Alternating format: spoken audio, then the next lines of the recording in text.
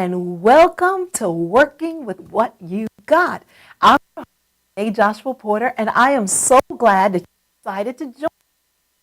Well, you know, our program is all about you realizing you have more time, you have more talent, you have more resources, you have more faith, you have more energy, more money, more than you think you have. And it's time to unknot your mind. Well, do what we always do. Let's start off by. So now you're saying, what am I going to make? All I have is leftovers. I have leftover rice from a Chinese takeout, ground meat from when I had Italian night. I had leftover beans from Mexican night. I just have leftover stuff. So now you're thinking, what should I do? What? You're going to work with what you got, and you're going to make yourself a dirty rice. That's right. Well, we're going to start off putting a little oil in the. Then we're going to put in some of our rice. I love the sound of hearing it sizzle.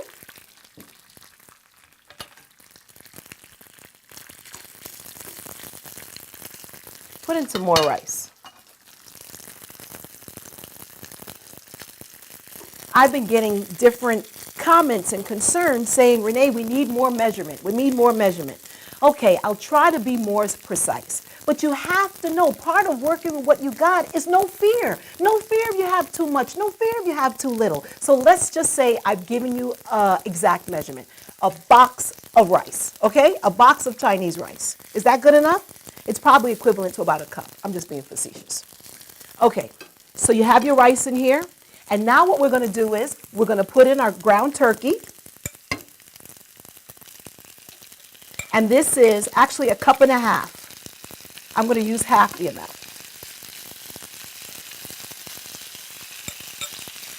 We have our ground turkey. We have half a cup of red onions.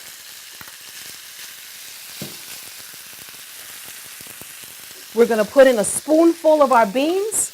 And this is to your liking. I love beans, but beans may not like you. So, go easy on the beans. All right? Then what I decided to do, because bacon makes everything taste great, we baked a couple slices of bacon, and we're putting in a cup of turkey bacon. So we have our rice, we have our onions, we have our ground turkey, we have our turkey bacon. Now remember, every week you're going to hear me say it, you have to eat the rainbow. If your food is too beige, too brown, that means that you're missing some vital nutrients. So we have some peppers. We're putting in a lot. This is a cup of red and yellow peppers. Keep stirring. Look at that. Isn't that pretty? Are they seeing this, Tommy? That's looking excellent. And now we're going to put in a little green. Put in a little parsley, just 2 pinches of parsley. Now we have our seasoning. We use a little onion powder, a little garlic powder. We like garlic. A little chili powder. Not too much. The chili powder that I get is not hot. It has a beautiful aroma. Just keep stirring. You may want to put just a little water in there. I think I have a little water here. I'm going to put a little bit of salt. I use sea salt. The last ingredient that we put is cumin. Now I have views on cumin. I think cumin is a wonderful spice, but it's very loud. It's kind of like that friend that you have that you like when they come over, but sometimes they're kind of intrusive. That's how cumin is. Cumin can sometimes take over. So you have to really just go gingerly with the cumin. I do 2 pinches and then taste. What did we put in? We box of our leftover Chinese rice. We use parsley. ground turkey, turkey bacon, pinto beans, salt, chili powder, garlic powder and onion powder, and our precious friend cumin. All right, let's see. I'm going to do a little taste, and then we have a guest sampler today. What? Oh my gosh, this is delicious. And it's pretty. Okay, you ready to sample it? We have our sampler, Janine. Okay. Janine is going to be our sampler today. Isn't it nice and pretty? See all those colors in there? Beautiful. Where's our fork? Oh, right here. All right, try it. Wonderful.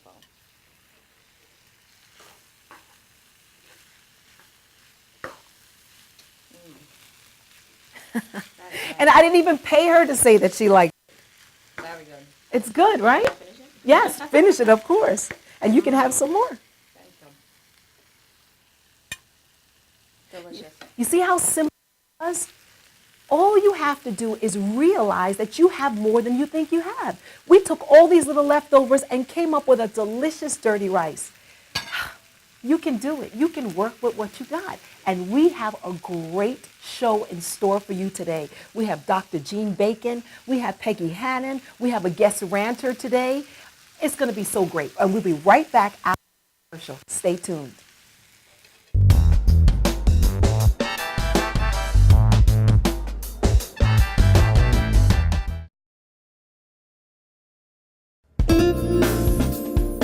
YesWeCare.net is a 501c3 charity that provides help to veterans and their families. Please visit YesWeCare.net and donate in any way you can by purchasing our beautiful framed prints or relaxation CDs and DVDs, even smooth jazz CDs. YesWeCare.net. Remember, our troops are on their way home. They need all the support they can get. YesWeCare.net.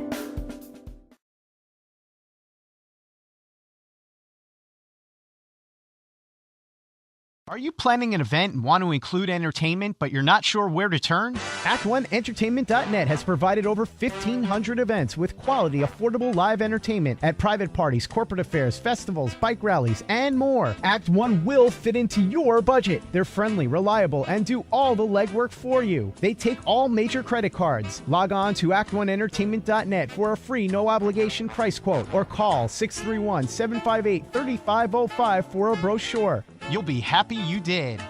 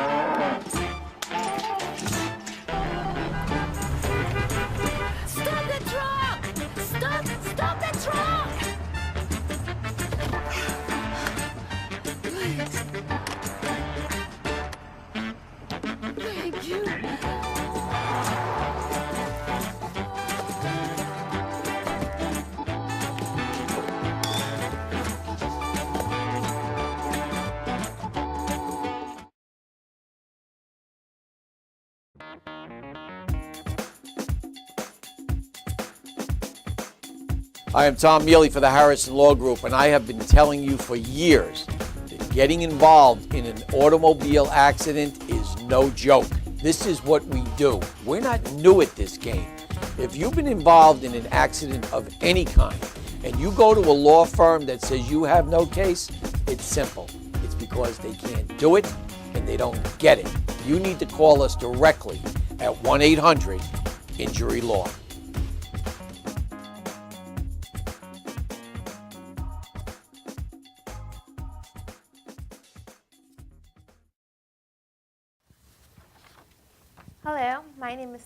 Thomas, and I'm filling in for Milani today, and I have a rant.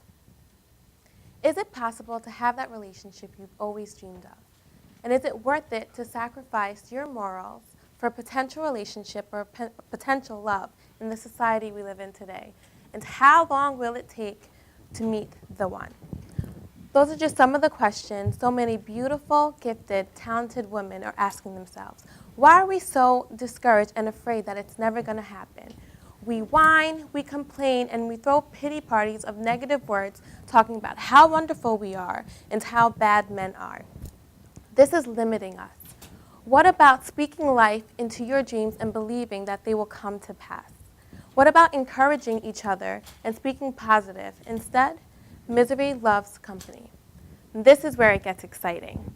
We talk about our standards and how we have high expectations of how we want to be treated, especially in a relationship. But what about talking about what we are willing to offer and give in a relationship? For example, you want a man who is honest and who's going to be true to his word. When so many of us are becoming faker and faker by the minute, we stunt our stuff with fake nails, fake hair, fake personalities, fake body parts, and we're trying to become something that we're not. Why can't we just be comfortable in our own skin? Here's another good one. We want a man who's hot, sexy, physically fit, but yet we eat unhealthy, fast foods. We don't make going to the gym and exercising a priority, and we don't take care of ourselves. But we want a fit man. Does that make sense? No. I think it's time for us to look at ourselves in the mirror and really realize the beauty that we have within and not be afraid to let that shine forth. I think it's time to use what we got and be willing to be the person that we would like to see in our lives. And that's all I have for you today. I hope you enjoy the rest of the show. Thank you. Thank you so much, Stephanie. That was some really, really great points. Well, we're back, and I have two wonderful women that are joining me tonight. I have Miss Peggy Hannon, who's a wonderful, wonderful example of triumph in the midst of very adverse situations. And I have Dr.Jean Bacon from Butterfly Counseling Services, and Jean is going to be able to offer us some real practical tools on what you can do when you're handling crisis for a long, extended period of time. Now I want to start over here with Miss Peggy. If you could start by telling our audiences how many children you have and just give us a little background information. I have 6 children. I have 12 grandchildren and another one on the way. So it'll be 13 grandchildren. Okay, yes. Excellent. Now, one of the reasons I had asked you to come is because I know from talking and knowing you over the years, you are a woman of tremendous faith. And some of the things that you've encountered and you've endured is more than the average person. But above it all, you've managed to still keep your joy, still keep your perspective. Kind of share with our audiences some of the trials that you've endured. Well, I have 6 children, and my third child, Brian, he had developed a kidney problem when he was born, and that was our first bout with sickness. Okay. And that was very difficult.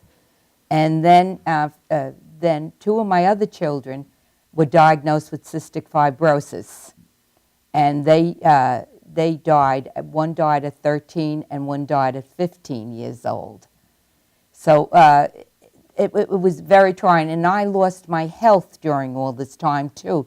So it was really difficult. When I had my 6th child, I suffered fractures in my back from loss of calcium. So I was in a brace, from my neck down to my knees, and so that was also very difficult, not to have my health besides. So let me recap. Yes. Because just so we can Yeah. just understand. You're saying you had 6 children. Yes. In that time with the 6 children, your health depleted because the calcium had depleted from your body. Yeah. So you had fractures in your back, a brace from your neck down to your knees, Yeah. raising these 6 children. 2 out of the 6 children had cystic fibrosis, and then another one had gotten meningitis, you had said? Well, he was the first part of the sickness that had happened. So all of this was taking place. If you kind of give me a span of time. We're talking a year. We're talking 2 years. We're talking. Brian was only a baby when it happened. He was and then as my other child, Nancy, was before him. She had cystic fibrosis, but I didn't know it. She was just a sickly child. Mm-hmm. So we would say the span of these things that were taking place, because you said that you lost one child at 13, another one at 15. So this is an extensive amount of time. It was very extensive, yes. So is it safe to say maybe over 5 years, over 6 years, over 7 years? I would say about 10 years. It was about 10 years when all of this was taking place. When all this was taking place, yes. Wow. Yeah. Now, how did you handle it? Well, I didn't handle it very good in the beginning. I was very depressed. It was very hard for me. But I always loved God, and I would always go to church. Mm-hmm. And one time I was in church, and I asked God, I noticed other people had peace that I never had peace. And I said, but I wouldn't go out looking for this peace, but if he would show me, show me the way, because I trusted God, but I was a mess. And a neighbor of mine took me to a church when I knew it was God, because she asked me to go to this healing service, and I was very excited to go. And when I went there, I was nervous because it wasn't in my church. It was in a non-denominational church. And the Lord touched my life in a mighty way that night. He gave me a peace. He healed my broken heart about my 2 children that had this fatal illness. And with that, I was really, even though so many things were happening to me, I had a faith in God, a trust in God. And I tell you, and everything else that happened in my life, if it wasn't for that, I would never be able to have endured. So let me ask you, when you found this peace, the situations didn't stop? No. If things got worse. So that's an important part. Yes. It wasn't all of a sudden you found this peace and then you woke up and there was, rainbows and sunshine everywhere. You found this peace, but the situation was still there. Oh, yes. Oh, definitely. But what was different was you. It was me. And God is faithful. That's all I can say. And even after my 2 children went home to be with the Lord, one was, as I said, one was 13, one was 15. And then I had my son who was in high school, and he was a great baseball player, and we really thought he was going to go on to, get a good scholarship at college and things like that. And his senior year in high school, his whole hip decayed. And that was from some kind of a virus that he had as a baby. Wow. And but they had said he had arthritis through his whole body. But thank God, they found out it was a virus, and it was his hip. Later on in life, he was able to get a new hip when he was 36. So. And then after that, my daughter Mary, when she was 13, came down with diabetes, very bad. Yeah. You couldn't make this up. You really couldn't make this up. No. You couldn't make this up. I couldn't make this up. Wow. Well, let me ask you something. Yeah. What would you say would be one of the biggest things that you would tell someone about how do you work with what you got? That's a lot that you were handed. That was a lot. So how do you work with that? How do you work? Somebody says, you know what? Every time I'm trying to come up for air, something else is hitting me. Another crisis is hitting me. Not only is it hitting me, it's hitting my children. I mean, I can only imagine the toll it may have taken just on the whole family dynamic. Right. That's intense. What do you tell somebody? How do you work with that? And then it's not ending. So you're saying this is a span of 10 years, and then you come for a reprieve and something else hits you again. So what do you tell someone? Well, I have to give all the credit to God. He's very faithful. He took me through it all when, even as all different things happen to everybody in life. And if you don't have any faith in God, I don't know how you'd make it. God is faithful. That's as I sit here and say, God is very, very faithful. You said something when we talked, and I want you to Yeah. share it with the audience. You said, who did you say to ask? You said ask. Oh, what I did was I asked God, you know, when I would say to anybody, if anybody asks a question of how do you do this, or how, you have to ask God your questions. And if you're honest with God and you really you want peace, and you're the only one. Like from a little child, I always loved God. So then when I asked God my questions and I came into a relationship with Jesus Christ, when I became born again, that changed my whole life. That was the only way that I ever could have made it through. So there wasn't any Jesus. points where you felt, because you said you always loved God. Now, you didn't feel like you had bad luck? You didn't feel like you were Oh no, cursed? I never did. I never felt that I always just knew. I had, God gave me a peace. That's the end. God gave me the peace. He gave you the peace. He gave me the peace. Thank you so much. Thank you. Thank you so much. We'll be right back after this commercial.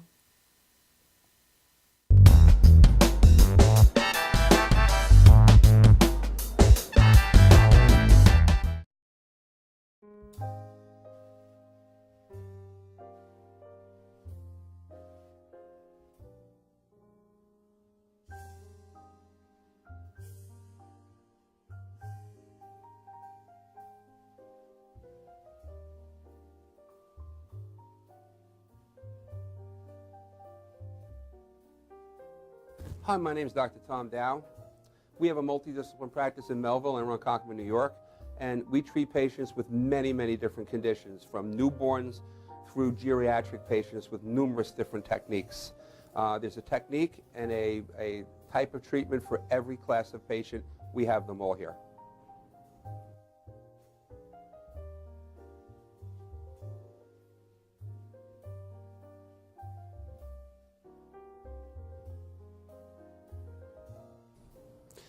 Here's my son Thomas, also a doctor of chiropractic, working on one of our patients' cervical spine.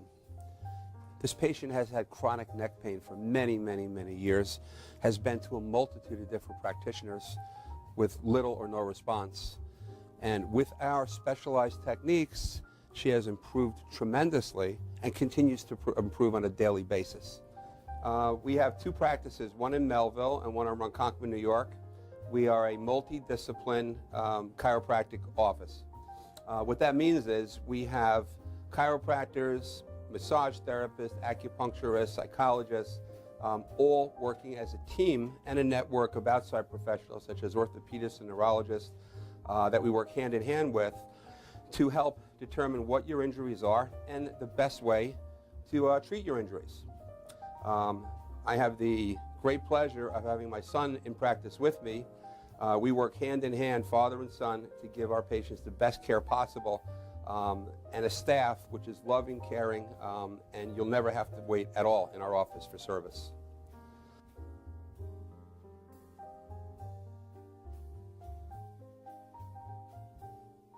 Many times patients come into our office and they have what's called a soft tissue injury. Soft tissue injuries are like scars inside your body. If you've ever been cut on the outside of your body, you get a scar. The same thing happens inside of your body to your muscles and ligaments. So our job is to determine where those are, stretch the muscles, adjust the vertebra back into their correct position, and then refortify the normal structure with exercise. That's what we do best, and I hope someday you'll come see us at one of our two offices. Thank you.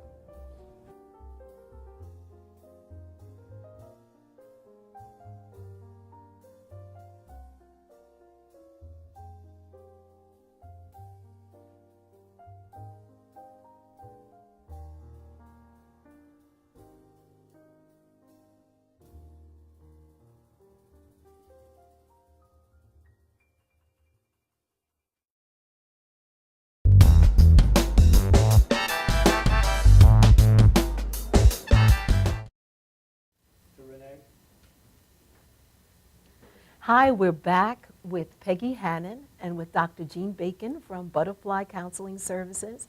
And Peggy was just sharing with us how she was able to endure with some very adverse situations. And now Dr. Bacon is going to be sharing with us some practical tools that you can implement when you find yourself with long-standing crisis. Dr. Bacon? Yes, I think that, Peggy, your experience of your faith is just phenomenal. Because when people suffer so many losses, oftentimes they struggle with their faith.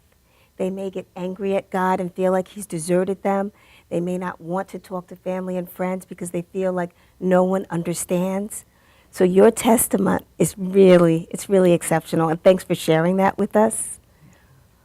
Not everyone is spiritual or religious in the way that you are, Peggy. For some people, they may leave their faith when these challenges come into their lives.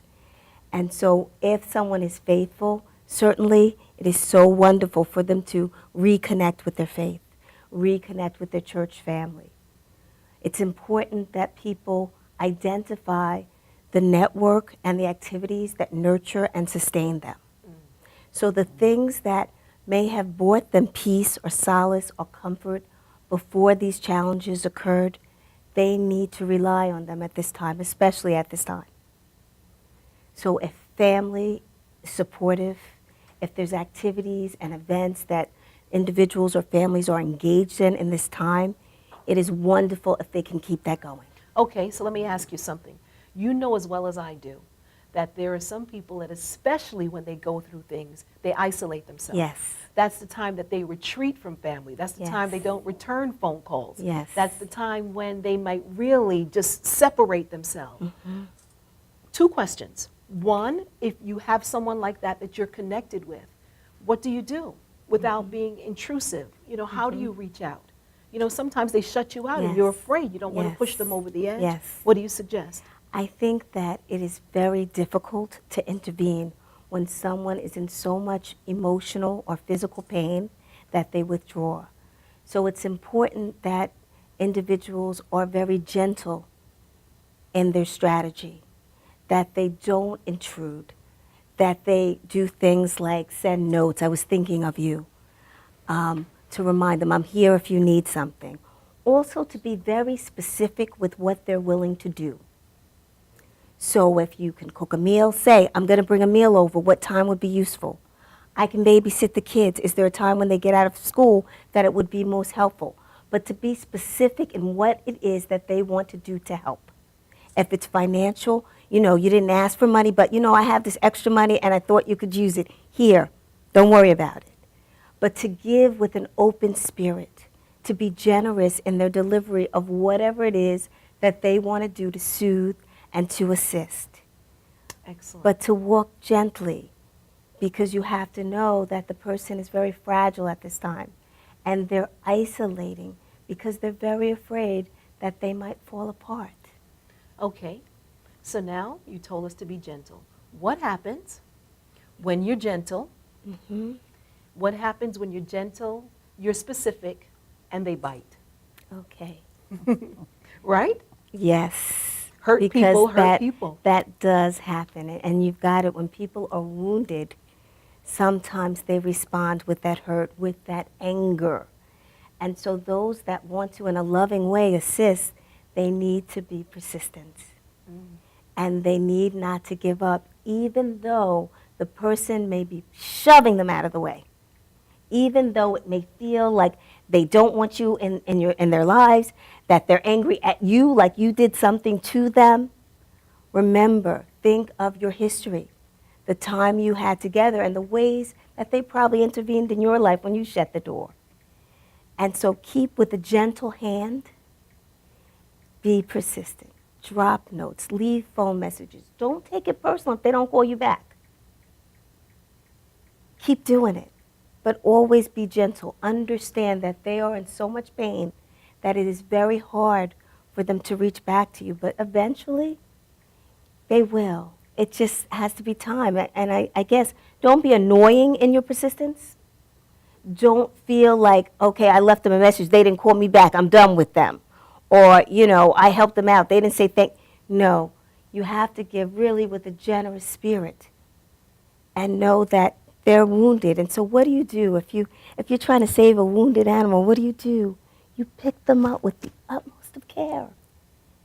You're very soft and gentle in how you deliver your medicine.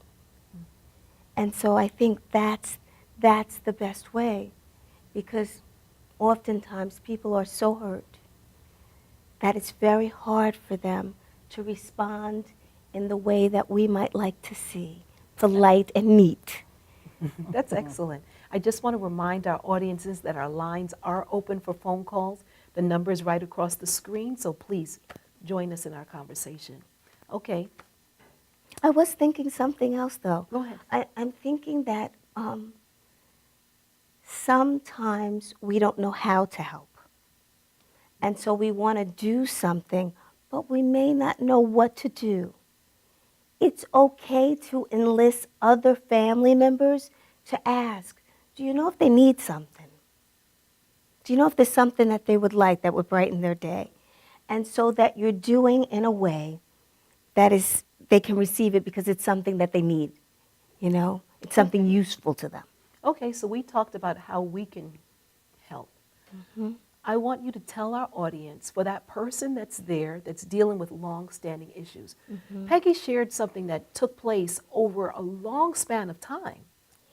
That's a lot of adversity that was like, do I come up for air? This feels like an avalanche, you know, walking under this gloom. You know, that despondency that can really feel like you're suffocating. Yes. What do you tell that person in the audience? What do you tell them? I can think of someone that I know that recently went through the passing of their father, unexpectedly, young woman. Then 2 years later, losing her only sibling in a tragic way through a gun situation. She's feeling like, what more? What else? Yes. Is my life worth living? Yes. What do you say to them? What do you say to them? I would like to say keep going. Keep going anyway. And think also, what would that person that you lost want for you? What would they want you to do? Is there a way that you can honor them that will help other people? Is there a way that you can nurture yourself that will help yourself to go forward? Because we all have a purpose here. And although we lose many people that we care for and things that we value, we have to keep going. I think it's important that people know that it's okay for you to give yourself permission to laugh after the loss, to have pleasure after the loss, to get involved in something that brings you joy, even though you're feeling bad. We get into this mindset that because we're suffering, because we're sad, we got to be sad 24 hours. We got to wear black and a veil and be sad. We can't have joy in our lives. We have to show the world that we are suffering because somehow that's supposed to honor our lost loved one. It honors them to be joyful. It honors them if we can think of a way to give back that makes their passing valuable. That's an excellent point. I have another question. Okay. We honor them by moving on. What about the person that just can't get out of bed? Jean? Okay. Sometimes they just can't, I can't get out of bed. What's the sense of me getting up? What's the sense of me even going to brush my teeth? What's the sense? Yes. Because that can happen. Yes. What do you say to them? It does happen. I mean, Peggy, were there moments where you just, Oh, definitely. yes, Definitely. Yes. Yeah. where you can't even think about how I'm going to honor somebody with my life if I don't want it, Yes. if it's not Yes. valuable to me? What do you do? That's when professional help needs to step in.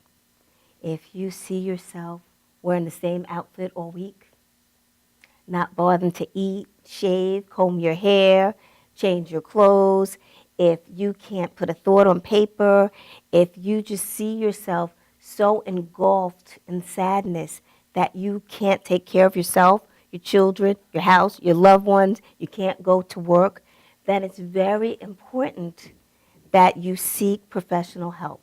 And if there's someone that in your life, someone is experiencing such emotional pain, you need to do what you can to to help them get to professional help so they can get some relief. It's there for them. Every day I deal with people that have lost 1, 2, 3 loved ones, loss of their health. Nowadays, loss of employment, loss of their will to go forward. Doesn't always have to be a death that puts you in this position. Right. But that's when professional intervention is needed, because you don't want the person to spiral so that they're thinking of harming themselves. Now, what would you say are some of the most common situations that you encounter recently? I think loss is a big one. Yes. Whether it's loss of life, of relationship, of good health, of housing, employment. There's a lot of loss at this time in our world, in our society. And so that's what sticks out most, that people are experiencing loss and then they spiral downward. There's not an intervention to stop the fall. And so what happens, it starts with a loss and then expands to other losses, and they're in a position where they can't see their way out of the hole. I see that a lot, that one thing and another thing. And, you know, we are frail beings. And so when there's multiple challenges to our existence, we stumble, we fall. And so I think that's the primary issue that I see professionally coming through our doors. The loss. And the first Yes. thing you tell them is to give themselves permission to have joy? Yes. And that it's not going to feel this way forever. That's right. And so there has to be a commitment to health. There has to be a commitment to well-being. I know you feel really bad right now. We're going to work on that. I try to create a safe space where people can come and be honest and be real. And if they need to cry for 45 minutes, they could cry for 45 minutes. But it's all about the process of healing. Getting to the place where you find your faith again, where you can find your joy again, where you can connect with all of the networks that sustain, nurture, and fill you up. I love what you said. I love that. I love that idea of being able to connect. That is so, so important. And we'll be right back. We're going to continue with that right after this.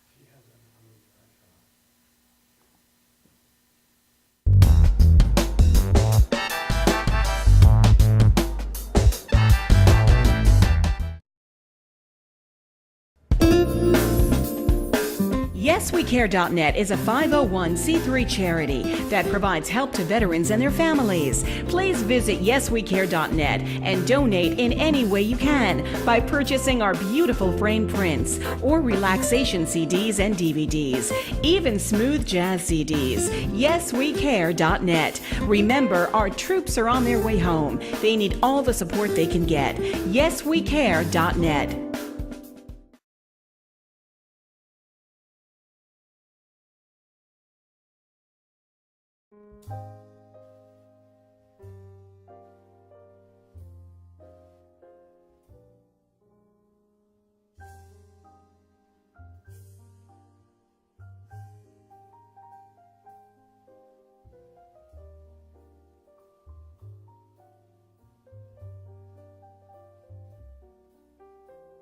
Hi, my name is Dr. Tom Dow.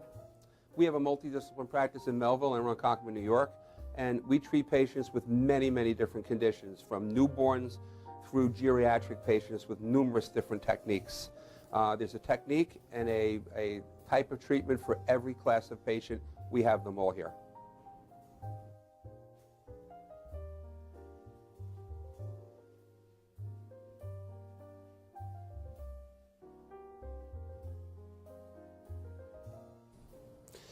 Here's my son Thomas, also a doctor of chiropractic, working on one of our patients' cervical spine.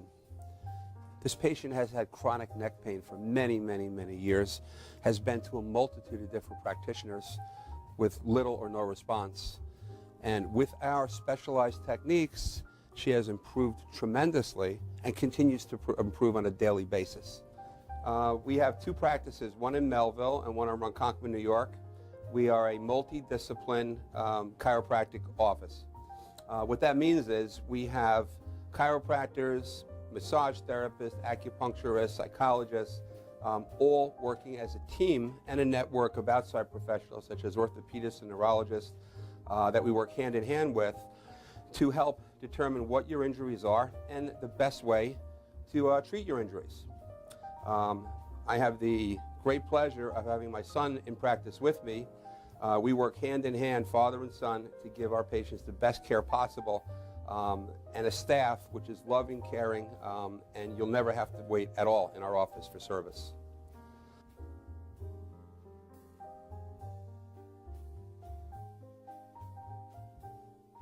Many times patients come into our office and they have what's called a soft tissue injury.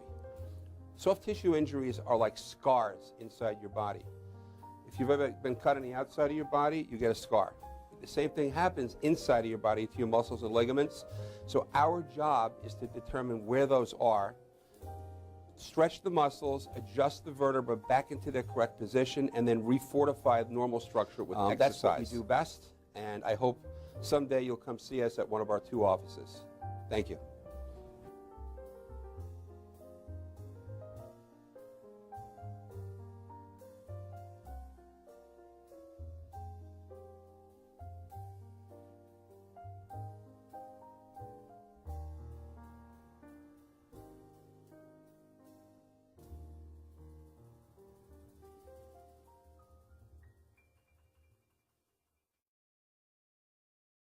For professional motorcycle transport and towing, think Kickstart Fabrications Motorcycle Towing. Proudly serving all of Long Island, we feature expert handling and 24/7 service. So send a limo for your toy with Kickstart Fabrications Motorcycle Towing.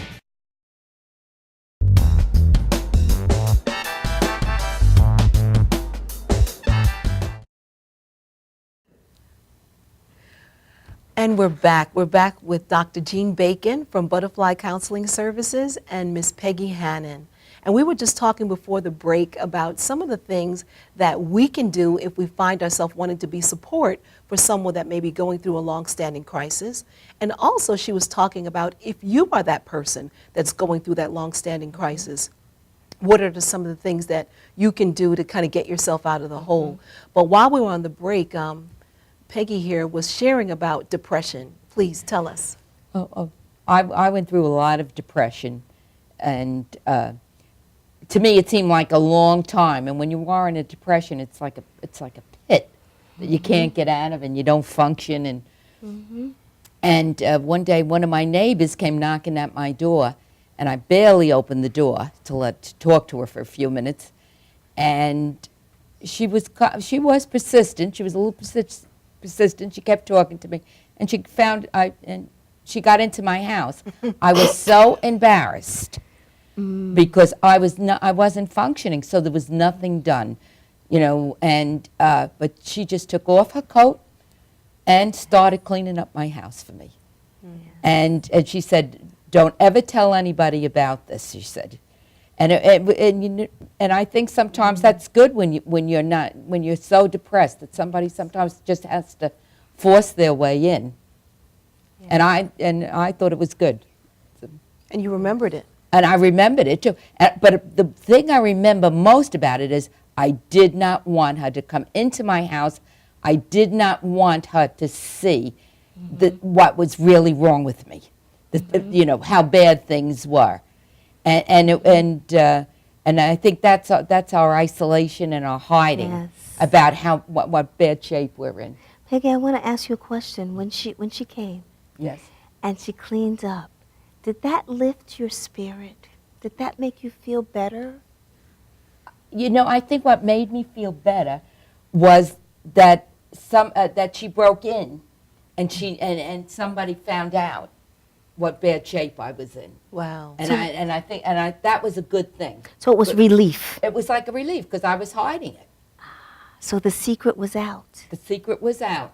So there really is a struggle sometimes because remember, this is all about how knotted our minds can be. Yes. Yeah. There's a struggle sometimes where you want to hide, but you want someone to know. Please, if someone could help me. And one of the things, too, I remember at that time, I used to love nighttime when nobody could knock at the door. It was like the best time. You were safe. I was safe. Nobody was going to come near my door and knock at my door. Wow. So I was in a very bad depression at that time. I do thank God because, again, God brought me through victoriously. But it does sound like a conflict. It says because you used the word broken. Yeah. An invasion. She broke into your house. Yes. Yeah. But then relief that you didn't have to keep the secret by yourself. I think that is such a wonderful illustration of the conflict. Yeah, the conflicted feelings. Okay, so Dr. Bacon, tell us, what do you tell the person? There's a couple of things. What do you tell the children, the young people that are dealing with a parent that has long-standing issues? Because we forget about that. When we're going through things for a long period of time, they may not be saying anything, but children observe. Yes. And they learn. So what do you tell that child who feels like my parents are in a hole, my family's in a hole? When are we coming out of that? Yes. Well, first thing is, I want adults to know. The children know. It's not a secret. Many people believe they're hiding it from the kids. The kids don't know what's happening, whispering. Well, we can't talk to them about it because otherwise they'll know. The kids know. The kids are more informed than most of the adults. They have more than a clue. They will tell you when this happens, that happens, mama does this, daddy does that, and they put us in a room. So they know what's going on. So the first thing is adults know, the children are already aware. So you don't have to tippy-toe around them. They will appreciate the honesty. So if you're a family member in a position where you can step in, you need to talk to the kids. You need to see if they need professional help. You need to see if they have a place that they can go to talk to about their worries, whether it's a school counselor, whether it's someone at church. Is there a place that they can go to talk about their worries about what's happening to their parent? Because the children are worried. But what is bad in their position is they can't change anything. They're kids. So they're not in a position to make change about what's worrying them. But if they have a place to put their worries, it will help them feel more in control and more at ease. Okay, so now with the parents, or maybe not even a parent, an adult, how do they work with what they got? How does that adult handle the fact that they have this long-standing issues like what Peggy was dealing with? So it's an adult that's not experiencing the trauma, but that's watching it. So it could be a family member. No, could be an adult that is experiencing that trauma, Okay. that long-standing trauma. Okay. It's very difficult because the person in the trauma usually are in the trauma. Peggy described a pit. I call it a well, a hole. Okay. So they're in darkness. Oftentimes they're in a lot of darkness. And so they may not even be conscious of what the children are experiencing because they're in a dark place and they're seeing their sorrow, their wound, their pains. And so oftentimes it may not be the person that's experiencing the tragedy that helps their own children. It may fall on extended family members, neighbors, church family, physicians, teachers. That's when the village needs to come together in the sake of the family and the children. Okay, so that's when that outside help needs to come in Yes. to be able to pull it together. Yes. So the family can at least start to float. Yes. Even if they're not swimming, at least they Yes. can start to float. Yes, because if the tragedy is long-standing, there may not be instant relief for the Yes. individual that's experiencing it, but the children are in that muck with them. Right. Thank you so much. Thank you so much. Thank you so much, Peggy. You jewel. I just love you. Thank you for sharing with us. Thank you, Jean. Dr. Jean Bacon, I love you. I've known you a long time, and you get sweeter and sweeter. Thank you so much. And we'll be right back after this break.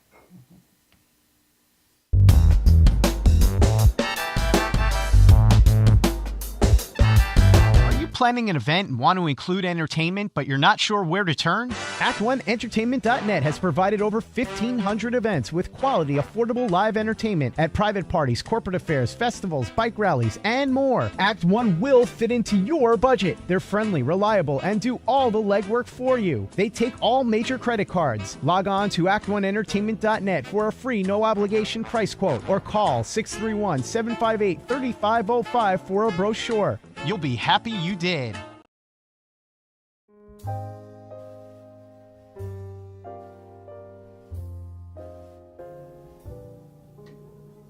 My name is Dr. Robert Brevard.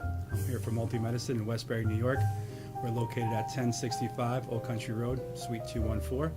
Been here for about 15 years. The practice has medical doctors, physical therapists, chiropractors, acupuncturists. We also do pain management, and we have orthopedists on staff. Here at Advanced Multi-Medicine Rehabilitation, we've got physical therapists on staff who treat an array of conditions, from neck pain to back pain, shoulder pain. We treat carpal tunnel. We treat a lot of car accident patients, slip and falls. We treat patients with knee injuries, with ankle injuries. We have state-of-the-art equipment. We've been here for over 15 years. Vast array of diagnostic testing, from x-rays to EMGs. What is an EMG? It's a diagnostic test that allows a doctor to determine where the pinched nerve is.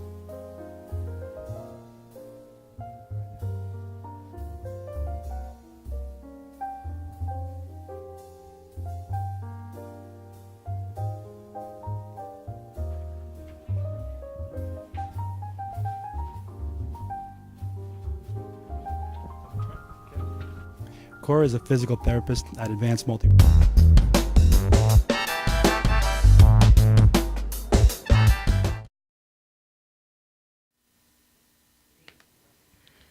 We're back. Hopefully you really enjoyed and you've been enlightened with the information that we got about how to handle long-standing adverse situations. Because remember, it's time to unknot your mind.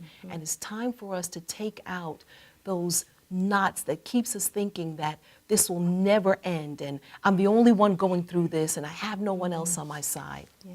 I want to leave you with a little story. I can remember when I was about 16 years old, I used to go to a dance school. And we used a term a couple of weeks ago called an island of competency. And I just want to say that dance was not my island of competency. But I went to the dance school anyway. So every time I would go to the dance school, I was always so afraid that I'd be singled out because I just was not that coordinated. When you start adding choreography, along with blinking, along with swallowing, it just kind of turned into hieroglyphics in my mind and body. So we would have a guest teacher that would come to the dance school. And this time we had a guest teacher called Frank Hatchett. And everybody from the dance school was the Vinette's Cultural Workshop. About 300 students would be in the parish hall. And I would try to make sure I was all the way in the back because I didn't want anyone to see me as I tried to tap. They were teaching us tap. They're teaching us tap dance, and Frank Hatchett is showing it to us, and I'm all the way in the back. And then all of a sudden, the leader, the owner of the dance school, Mary Baird, God bless her soul, she says, stop the music, stop the music. She says, clear the floor, and all 300 kids clear the floor. And she says, Renee, Joshua, you come to the middle of the floor. Oh my God, please tell me that the floor is going to open up and swallow me. Please tell me that she's not calling me to the middle of the floor. She called me to the middle of the floor and she says, Renee, do the step. I said, step, shuffle, ball chain, step, shuffle. She said, that's not the step. That's not the step. You're lazy. And you'll never be a good dancer if you don't pick up your feet. The step is step, shuffle, ball chain, step, shuffle, ball chain. Now do it. I stayed there and I looked at her. Do it. She said, do it or go home. I took my bag, I said bye, and I put my head up in the air, 16 years old, sassy, you can't tell me what to do. And I strutted out, and I could hear everybody whispering, Renee left, she didn't listen to Miss Baird. And I just took my dance bag, and my brother was waiting in the car, and I got in the car, and as soon as I closed the car door, I can't believe it. She embarrassed me, oh my God. And I cried all the way from the dance school home. And I remember I got home, I said, Ma, I can't go back. She's so embarrassed and she humiliated me. Okay, Renee, you don't have to go back. Well, a year later, after I quit the dance school, I had entered into a contest where I was going to be doing drama. The contest was held now back at that dance school. So I had to come back to the dance school. But now I came back and I'm liberated. I'm not under that thumb anymore. And Miss Beard is standing outside of the dance school and she's smoking her cigarettes and she sees me walking up. I'm 17. I'm cocky now. It's my senior year. She said, "Why did you quit?" I said, "I quit because you deal with humiliation and I can't function with that." She blew her cigarette. "Your problem is you don't know what's in you." I looked at her, whatever, and I walked off. As I walked off, later on, I had to compete in that contest in drama. I was the 100th child competing with 100 kids. As I was doing it, I thought to myself, she hates me, they'll never pick me. I made it in the regionals. I ended up making it over to the locals and the regionals. But when it came time for the nationals, I didn't make it to the nationals. Well, all of a sudden I heard that you didn't make it to the nationals, Renee, but there's someone that wants to sponsor you to the nationals. Guess what? Miss Beard sponsored me to the nationals. I went to the nationals, and here I was in Missouri with kids from all over the United States sitting in this big auditorium, and I heard something. They said from the pulpit, not the pulpit, from the auditorium, from the stage, would Renee Joshua come to the stage in the back? I kept my head straight. Miss Beard happened to be a chaperone at that time too, and I didn't answer. They said, "Renee, they called you." I'm not going. "They called you to the stage." Finally, I went to the stage. They said, "We heard you did a wonderful monologue. We want you to do it for the whole room." I did it for the whole room. And the first person that jumped up and gave me a standing ovation with tears streaming down their face was Miss Beard. And everybody else joined in and gave me a standing ovation.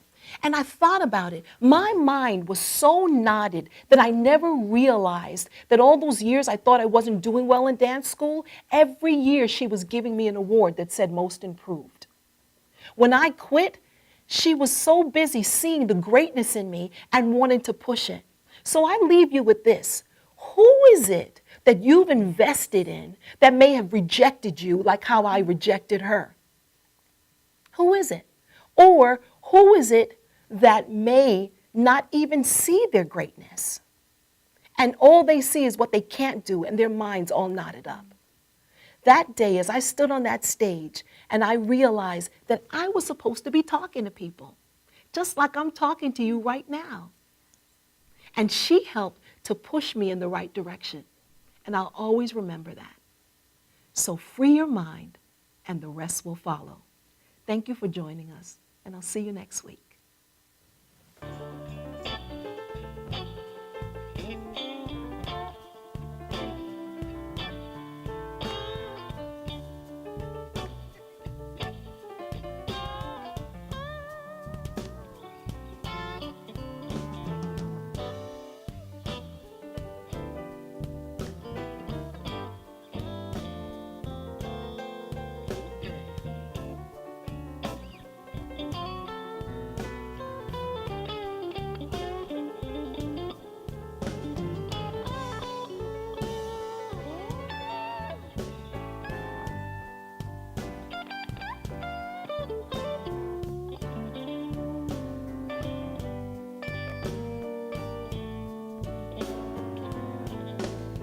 You know the night